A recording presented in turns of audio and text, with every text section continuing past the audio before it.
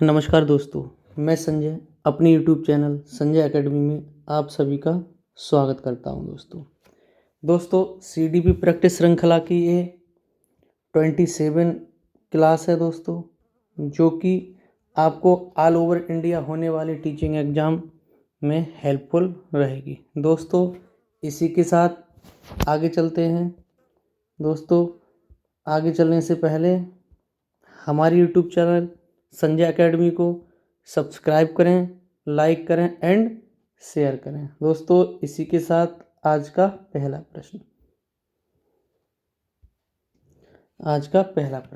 प्रश्न है दोस्तों, विकास डैश है। क्या है दोस्तों? विकास डैश है। क्या है? एक आयामी, एक दिशाई, विकास में बदलाव किया जा सकता है, आनुवंशिकता द्वारा पूर्ण रूप से पूर्व निर्धारित है। दोस्तों क्या है? आनुवंशिकता द्वारा पूर्ण रूप से पूर्व निर्धारित है। सही उत्तर क्या हो जाएगा दोस्तों प्रश्न नंबर 1 का? तो एक आयामी तो दोस्तों है नहीं, विकास क्या है? एक आयामी नहीं है, और ना ही दोस्तों एक दिशाई है। एक दिशा में ही नहीं होगा दोस्तों विकास। तो ए और बी तो हमारा गलत हो गया दोस्तों। अब सी और डी में देख लेते हैं क्या है। सी है दोस्तों, विकास में बदलाव किया जा सकता है, बिल्कुल सही है दोस्तों। तब भी डी और देख लेते हैं। आनुवंशिकता द्वारा पूर्ण रूप से पूर्व निर्धारित है, नहीं दोस्तों, ऐसा कुछ नहीं है दोस्तों। आनुवंशिकता द्वारा पूर्ण रूप से पूर्व निर्धारित है, ऐसा नहीं है दोस्तों। तो डी भी गलत हो जाता है दोस्तों हमारा। एक ही ऑप्शन बचता है, ऑप्शन नंबर सी दोस्तों। कौन सा? ऑप्शन नंबर सी सही है। प्रश्न नंबर 1 का ऑप्शन नंबर सी सही है दोस्तों। आइए अगला प्रश्न दोस्तों, प्रश्न नंबर 2। प्रश्न नंबर 2 क्या है देखते हैं। प्रश्न नंबर 2 है, इनमें से कौन सा पूर्णता आनुवंशिकी द्वारा पूर्व निर्धारित होता है। अब दोस्तों ये हेरिडिटी द्वारा पूर्ण रूप से क्या निर्धारित होता है दोस्तों, इस विषय में प्रश्न पूछ रहा है। प्रश्न समझ लीजिएगा, उत्तर बना लीजिए, क्योंकि ए बी सी डी में ही कोई ना कोई उत्तर है दोस्तों। तो देख लेते हैं। ए क्या है? मित्रों का चयन, नहीं दोस्तों, ऐसा कुछ नहीं है दोस्तों। शैक्षणिक सफलता, ये भी नहीं दोस्तों। ये भी आनुवंशिकता और इन्वायरमेंट दोनों में है दोस्तों, दोनों में समाहित होती है। शिक्षा में रुचि, ये भी नहीं है दोस्तों, ऐसी कोई बात नहीं है शिक्षा में रुचि। एक ही ऑप्शन बचता है, ऑप्शन नंबर बी दोस्तों। क्या है? Option number B. प्रश्न नंबर 2 का सही उत्तर हो जाएगा ऑप्शन नंबर बी, आँखों का रंग। कहीं हद तक दोस्तों हेरिडिटी से जो संबंधित है वो आँखों का रंग है दोस्तों। तो प्रश्न नंबर 2 का सही उत्तर हो जाएगा ऑप्शन नंबर बी, आँखों का रंग। आइए अगला प्रश्न देख रहे हैं। प्रश्न नंबर 3। प्रश्न नंबर 3 क्या है देखते हैं दोस्तों। प्रश्न नंबर 3 है, सीखने की वह प्रक्रिया क्या कहलाती है जिसमें बच्चे स्कूल जैसी सामाजिक संस्थाओं में प्रवेश करके सीखते हैं। प्रश्न दोबारा देखते हैं दोस्तों। क्या है? सीखने की वह प्रक्रिया क्या कहलाती है, क्या कहलाती है जिसमें बच्चे स्कूल जैसी सामाजिक संस्थाओं में प्रवेश करके सीखते हैं। क्या है दोस्तों? परिपक्वता, निष्क्रिय सामाजिकरण, नहीं दोस्तों, ये तो निष्क्रिय तो होता ही नहीं है दोस्तों, सक्रिय सामाजिकरण होता है। और परिपक्वता ऐसा भी कुछ नहीं है दोस्तों। तो ए और बी हमारा गलत हो गया दोस्तों प्रश्न नंबर 3 का। अब देख लेते हैं प्राथमिक सामाजिकरण। प्राथमिक सामाजिकरण दोस्तों क्या है? प्राथमिक सामाजिकरण स्कूल का भी नहीं होता दोस्तों। स्कूल कौन सा है? स्कूल जो है दोस्तों वो हमारा सामाजिकरण का कौन सा है? द्वितीय है दोस्तों। क्या है? द्वितीय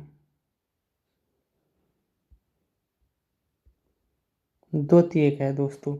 तो द्वितीय कहाँ है दोस्तों? ऑप्शन नंबर सी भी गलत हो गया, क्योंकि प्राथमिक हो गया। प्राथमिक क्या होता है दोस्तों हमारा? प्राथमिक होता है परिवार। क्या होता है दोस्तों? परिवार। प्राथमिक होता है परिवार, द्वितीय होता है स्कूल दोस्तों। तो प्रश्न नंबर 3 का सही जवाब हो जाएगा ऑप्शन नंबर डी दोस्तों। क्या हो जाएगा?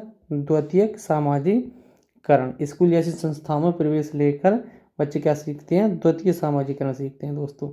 आइए इसी के साथ अगला प्रश्न है दोस्तों प्रश्न नंबर 4।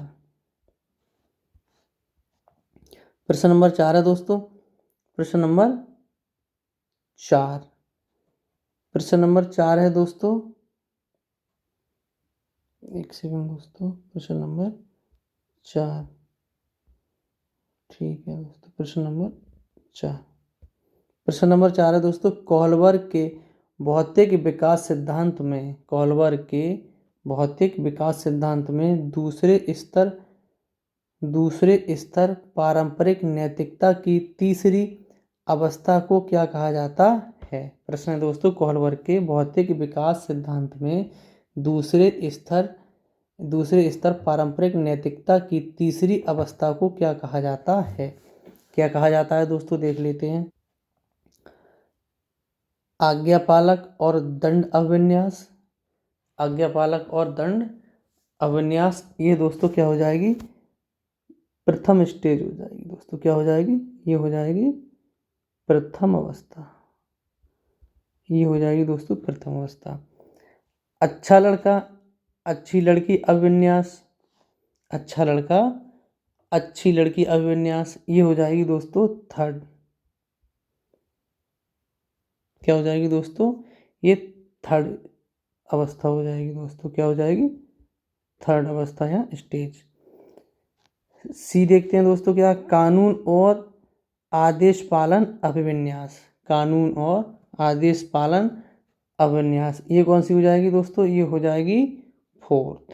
कौन सी हो जाएगी दोस्तों, ये हो जाएगी फोर्थ। डी देखते हैं, क्या सामाजिक समझौते और व्यक्तिगत आधार अभिविन्यास, ये कौन सी हो जाएगी दोस्तों, ये हो जाएगी फिफ्थ। कौन सी हो जाएगी दोस्तों, ये हो जाएगी फिफ्थ अवस्था। तो दोस्तों हमसे पूछा है, कौन सा पूछा है, कोहलबर्ग के भौतिक विकास सिद्धांत में दूसरे स्तर पारंपरिक नैतिकता की तीसरी अवस्था को क्या कहा जाता है। तो तीसरी अवस्था है दोस्तों हमारा बी, अच्छा लड़का अच्छी लड़की अभिविन्यास, good boy good girl orientation दोस्तों। तो प्रश्न नंबर 4 का सही उत्तर हो जाएगा ऑप्शन नंबर बी। आइए अगला प्रश्न देखते हैं दोस्तों। क्या अगला प्रश्न है, प्रश्न नंबर 5। प्रश्न नंबर 5 क्या कहता है देखते हैं दोस्तों। प्रश्न नंबर 5 है, जीन पियाजे के सिद्धांत में वर्तमान स्कीमा द्वारा परिवेश को समझ पाने की असमर्थता के कारण एक नए स्कीमा की रचना क्या कहलाती है। नए स्कीमा की रचना क्या कहलाती है दोस्तों, इसमें पूछ रहा है रचना, नई स्कीमा की रचना क्या कहलाती है दोस्तों।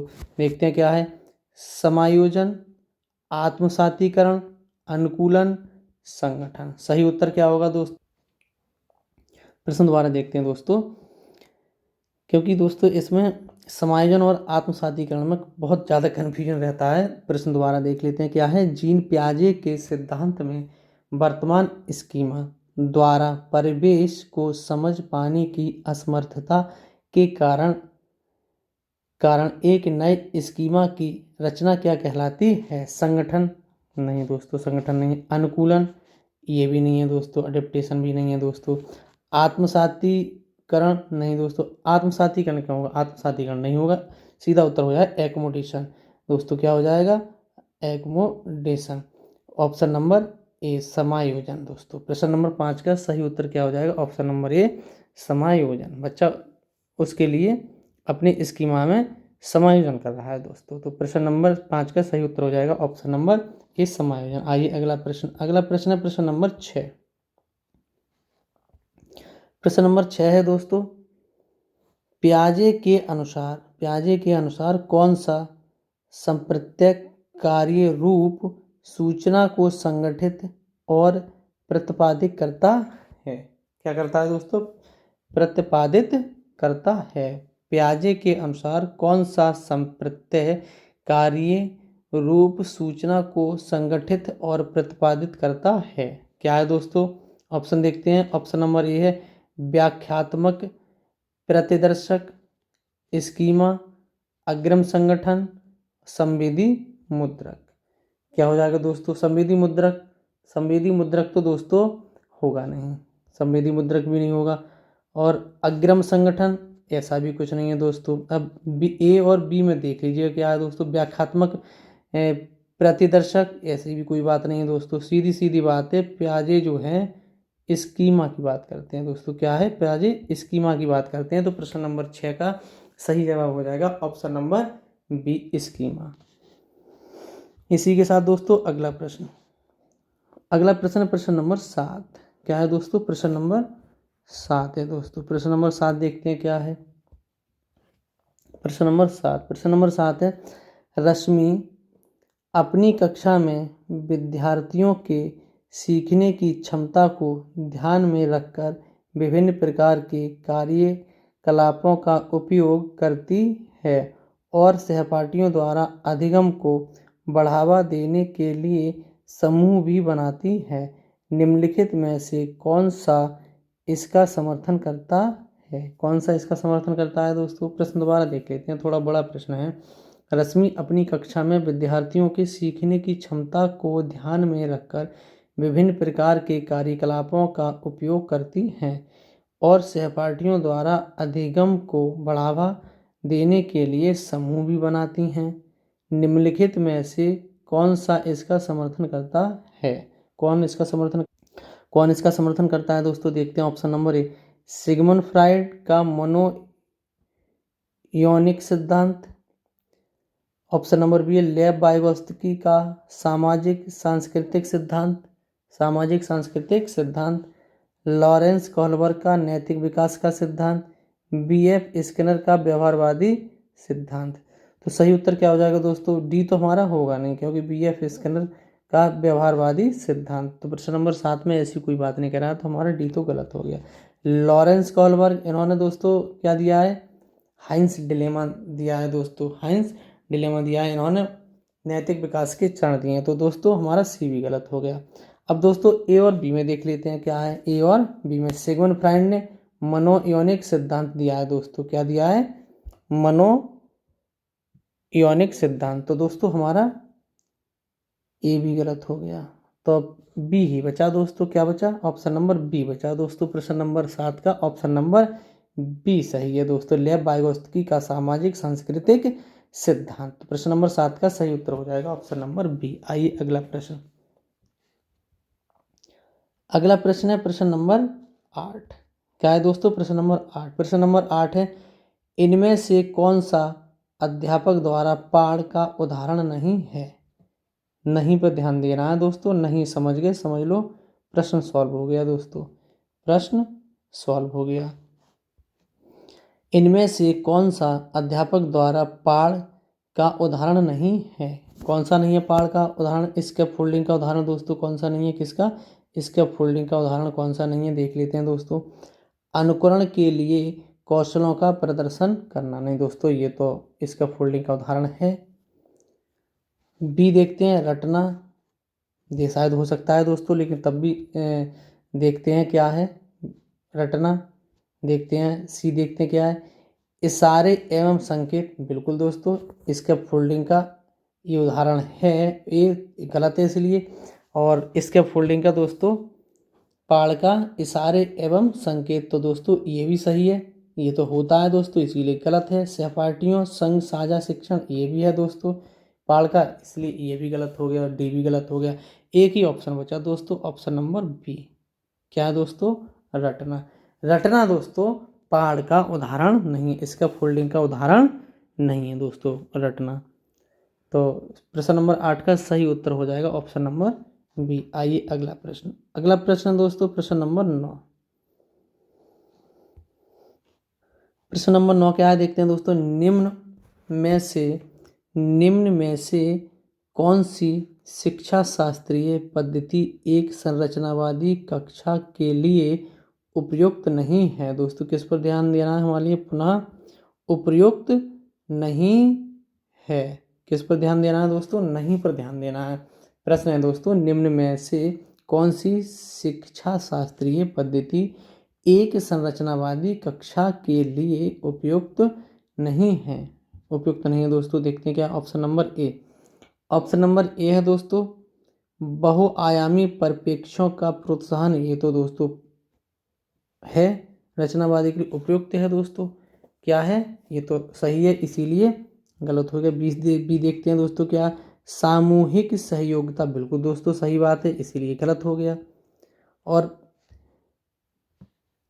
दोस्तों डी है प्रयोगात्मकता, ये भी है दोस्तों, प्रयोग करना चाहिए हमारे लिए, इसीलिए गलत हो गया। एक ही ऑप्शन बचा, ऑप्शन नंबर सी, वेधन बा दोहराव। क्या है दोस्तों, वेधन और दोहराव। तो दोस्तों ये एक संरचनावादी कक्षा के लिए उपयुक्त पद्धति नहीं है। कौन सी, वेधन और दोहराव, वेधन व दोहराव दोस्तों। तो प्रश्न नंबर 9 का सही उत्तर हो जाएगा ऑप्शन नंबर सी। आइए दोस्तों अगला प्रश्न, अगला प्रश्न है प्रश्न नंबर 10। प्रश्न नंबर 10 दोस्तों, प्रश्न नंबर 10 क्या कहता है देखते हैं। निम्न में से किसने सामान्य बुद्धि के विचार को नकारा और बुद्धि को अनेक विशिष्ट संसाधन संक्रियाओं के पदों के रूप में परिभाषित किया। दोस्तों दोबारा देख लेते हैं इसके लिए, इसे प्रश्न नंबर 10 को दोबारा देख लेते हैं दोस्तों। क्या है, निम्न में से किसने सामान्य बुद्धि के विचार को नकारा और बुद्धि को अनेक विशिष्ट संसाधन संक्रियाओं के पदों के रूप में परिभाषित किया। चार्ल्स स्पीयरमैन, नहीं दोस्तों ये तो उत्तर नहीं होगा दोस्तों प्रश्न नंबर 10 का, ये तो गलत है। एल्फ्रेड बिने, नहीं दोस्तों ये भी नहीं है। थियोडोर साइमन, ये भी नहीं है दोस्तों। एक ही व्यक्ति है महान, हावर्ड गार्डनर दोस्तों।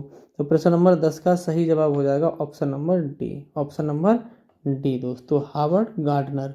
आइए दोस्तों इसी के साथ अगला प्रश्न, अगला प्रश्न है प्रश्न नंबर 11 देखते हैं दोस्तों। क्या है, प्रश्न नंबर 11, प्रश्न नंबर 11 है, एक संरचनावादी कक्षा में निम्न में से किस पर महत्व दिया जाना चाहिए। एक संरचनावादी कक्षा में निम्न में से किस पर महत्व दिया जाना चाहिए, किस पर महत्व दिया जाना, एक संरचनावादी कक्षा में निम्न में से किस पर महत्व दिया जाना चाहिए। संकलनात्मक मूल्यांकन, संरचनात्मक मूल्यांकन, एक आयामी मूल्यांकन, मानकीकृत एवं समान मूल्यांकन। सही उत्तर क्या हो जाएगा दोस्तों, सही उत्तर क्या हो जाएगा दोस्तों प्रश्न नंबर 11 का। प्रश्न नंबर 11 का सही उत्तर देखते हैं दोस्तों, मानकीकृत एवं एक समान मूल्यांकन नहीं दोस्तों, प्रत्येक का ना तो पुरानी पद्धति से मूल्यांकन कर सकते हैं स्टैंडर्डाइज से, और ना ही एक समान मूल्यांकन कर सकते हैं दोस्तों। तो डी तो हमारा गलत हो गया। ऑप्शन नंबर सी देखते हैं दोस्तों, एक आयामी। क्यों दोस्तों, हमें बहुआयामी मूल्यांकन करना है दोस्तों। क्या, हमें 360 डिग्री 360 डिग्री हमारे लिए करना है दोस्तों। तो हमारा सी भी गलत हो गया। बी देखते हैं दोस्तों, क्या है, संरचनात्मक मूल्यांकन, बिल्कुल सही दोस्तों, बिल्कुल सही। ये और देख लेते हैं, संकलनात्मक मूल्यांकन नहीं दोस्तों, ये भी गलत हो जाएगा। तो प्रश्न नंबर 11 का सही जवाब हुआ, प्रश्न नंबर 11 का सही जवाब हुआ ऑप्शन नंबर बी दोस्तों, संरचनात्मक मूल्यांकन, संरचनात्मक मूल्यांकन सही उत्तर हो गया दोस्तों इसका 11 का बी।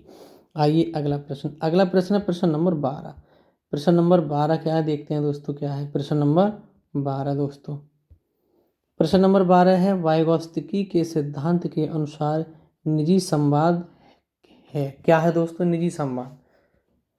देखते हैं दोस्तों क्या है, प्रश्न नंबर 12, प्रश्न नंबर 12 का देखते हैं, निजी संवाद, बच्चे के आत्म केंद्रीयता का घोतक नहीं दोस्तों, ये वाइगोत्स्की नहीं कहेंगे, ये कौन कहेंगे, पियाजे कहेंगे, महान वैज्ञानिक पियाजे कहेंगे दोस्तों। ऑप्शन नंबर बी देख लेते हैं। क्या है, बच्चों के क्रियाकलापों और व्यवहार का अवरोधक नहीं दोस्तों, ये गलत हो जाएगा। बच्चों के क्रियाकलापों और व्यवहार का अवरोधक नहीं दोस्तों, ये भी गलत हो जाएगा दोस्तों। अच्छा, ऑप्शन नंबर सी देखते हैं दोस्तों। क्या है, जटिल कार्य करते समय बच्चे को उसके व्यवहार संचालन में सहायता देता है। बिल्कुल सही है दोस्तों, बिल्कुल सही है दोस्तों, जटिल कार्य करते समय बच्चे को उसके व्यवहार संचालन में सहायता देता है। डी देख लेते हैं, शायद इससे भी और अच्छा उत्तर मिल जाए हमारे लिए दोस्तों। यह संकेत देता है कि संज्ञान कभी भी आंतरिक नहीं होता। नहीं दोस्तों, ये भी गलत हो जाएगा। तो प्रश्न नंबर 12, लेव वाइगोत्स्की के सिद्धांत के अनुसार निजी संवाद जटिल कार्य करते समय बच्चे को उसके व्यवहार संचालन में सहायता करता है या देता है। तो प्रश्न नंबर 12 का सही जवाब हो गया ऑप्शन नंबर सी दोस्तों। आइए अगला प्रश्न। अगला प्रश्न दोस्तों प्रश्न नंबर 13। प्रश्न नंबर 13 क्या है देख लेते हैं दोस्तों। प्रश्न नंबर 13, लड़कियों को गुलाबी कपड़े होगा दोस्तों, यहाँ पर क्या होगा, कपड़े और गुड़ियों से जोड़ा जाता है। लड़कियों को गुलाबी कपड़ों, सही है दोस्तों, लड़कियों को गुलाबी कपड़ों और गुड़ियों से जोड़ा जाता है और लड़कों को नीले कपड़ों एवं कारों से जोड़ा जाता है। ये किसको दर्शाता है दोस्तों? ये किसको दर्शाता है? जेंडर निरंतरता को, जेंडर सशक्तिकरण को, जेंडर विविधता को, जेंडर रूढ़वादिता को। किसको दर्शाता है दोस्तों बताइए। सही 13 नंबर का सही उत्तर क्या होगा दोस्तों? तो प्रश्न नंबर 13 का सही, दोबारा पढ़ते हैं दोस्तों, फिर उसके बाद विश्लेषण करते हैं। लड़कियों को गुलाबी कपड़ों और गुड़ियों से जोड़ा जाता है और लड़कों को नीले कपड़ों एवं कारों से जोड़ा जाता है। ये किस को दर्शाता है? जेंडर निरंतरता? नहीं दोस्तों, ऐसी कोई बात नहीं है। भी देखते हैं दोस्तों। जेंडर सशक्तिकरण? नहीं दोस्तों, ये भी गलत हो जाएगा। और जेंडर विविधता? ये भी गलत हो जाएगा। एक ही ऑप्शन बचा, ऑप्शन नंबर डी ही सही होगा दोस्तों। जेंडर रूढ़वादिता, जेंडर स्टीरियोटाइपिंग। ये क्या है दोस्तों? जेंडर स्टीरियोटाइपिंग है दोस्तों। प्रश्न नंबर 13 का सही जवाब हो जाएगा ऑप्शन नंबर डी, जेंडर रूढ़िवादिता। आइए दोस्तों अगला प्रश्न। अगला प्रश्न प्रश्न नंबर 14। प्रश्न नंबर 14 क्या है देखते हैं दोस्तों। प्रश्न नंबर 14 अजरसन वाला है दोस्तों। कथन देखते हैं क्या है। प्रश्न नंबर 14 का कथन है ए, शिक्षा असफल हो जाती है जब बच्चों से यह अपेक्षा की जाती है कि वे प्राप्त ज्ञान को ज्यों का त्यों पुनः उत्पादित करें। बिल्कुल सही है दोस्तों। शिक्षा असफल हो जाती है जब बच्चों से यह अपेक्षा की जाती है कि वे प्राप्त ज्ञान को ज्यों का त्यों पुनः उत्पादित करें दोस्तों। आर तर्क देख लें, कारण देखते हैं दोस्तों क्या है। जानकारी का पुनः उत्पादन बच्चों के सीखने का अर्थपूर्ण घोतक है। सही विकल्प चुनिए दोस्तों। आर गलत है हमारा। क्या है? आर गलत हो जाएगा दोस्तों। आर गलत हो जाएगा। ए तो सही है। देखते हैं दोस्तों ए सही किस में है और आर गलत किस में है दोस्तों। देखते हैं। आइए दोस्तों, ऑप्शन नंबर ए और आर दोनों सही हैं और आर सही व्याख्या करता है ए की। बिल्कुल गलत दोस्तों, क्योंकि हमारा ए सही है और आर गलत है। ए और आर दोनों सही हैं लेकिन आर सही व्याख्या नहीं करता ए की। नहीं दोस्तों, ये भी गलत, सही व्याख्या नहीं दोस्तों। ए तो सही है और आर गलत है दोस्तों। अच्छा आइए अब अगला प्रश्न ऑप्शन देखते हैं दोस्तों। ऑप्शन नंबर सी, ए सही है लेकिन आर गलत है। हमें यही चाहिए था दोस्तों, ए सही और आर गलत। तो प्रश्न नंबर 14 का सही जवाब हो जाएगा ऑप्शन नंबर सी दोस्तों। क्या हो जाएगा? ऑप्शन नंबर सी, ए सही है लेकिन आर गलत है। और दोस्तों डी और देख लेते हैं। ए और आर दोनों गलत। ए नहीं दोस्तों, हम दोनों गलत कैसे हैं? ए तो हमारा सही है। तो एक ही ऑप्शन बचा दोस्तों प्रश्न नंबर 14 का, ऑप्शन नंबर सी, ए सही है लेकिन आर गलत है। आइए दोस्तों अगला प्रश्न। अगला प्रश्न है प्रश्न नंबर 15। प्रश्न नंबर 15 क्या कहता है देखते हैं दोस्तों। प्रश्न नंबर 15 क्या कहता है देखते हैं दोस्तों। प्रश्न नंबर 15, प्रश्न नंबर 15 क्या कहता है देखते हैं दोस्तों। प्रश्न नंबर 15 है, एक संरचनावादी कक्षा में अध्यापक और छात्रों की क्या भूमिका होती है? क्या है दोस्तों? संरचनावादी कक्षा से प्रश्न है दोस्तों। प्रश्न समझिएगा दोस्तों क्या है। एक संरचनावादी कक्षा में अध्यापक और छात्रों की क्या भूमिका होती है? क्या भूमिका होती है दोस्तों, देख लेते हैं क्या भूमिका होती है। कक्षा में शिक्षक व शिक्षार्थी दोनों निष्क्रिय होते हैं, नहीं दोस्तों गलत, क्योंकि निष्क्रिय नहीं होते दोस्तों, निष्क्रिय नहीं होते हैं, सक्रिय होते हैं दोस्तों। कैसे होते हैं, क्रियाशील होते हैं दोस्तों, सक्रिय नहीं होते हैं। कैसे होते हैं, क्रियाशील होते हैं दोस्तों, क्रियाशील ऑब्लिक सक्रिय, सक्रिय होते हैं दोस्तों, क्रियाशील या सक्रिय होते हैं। तो ये हमारा ये तो गलत हो गया दोस्तों, 15 का ये गलत हो गया। अब भी देख लेते हैं क्या है दोस्तों। छात्र क्रियाशील हैं परंतु अध्यापक निष्क्रिय नहीं दोस्तों। छात्र दोस्तों क्या, छात्र और अध्यापक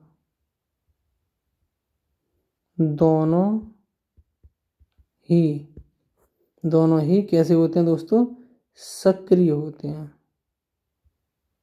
सक्रिय होते हैं दोस्तों, सक्रिय होते हैं।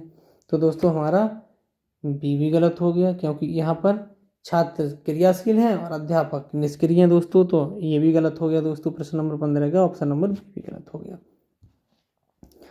ऑप्शन नंबर सी देखते हैं दोस्तों क्या है। अध्यापक और छात्र दोनों ही क्रियाशील हैं, बिल्कुल सही बात दोस्तों, बिल्कुल सही बात। डी देखने की आवश्यकता ही नहीं है हमारी, लेकिन फिर भी देख लेते हैं दोस्तों क्या है डी।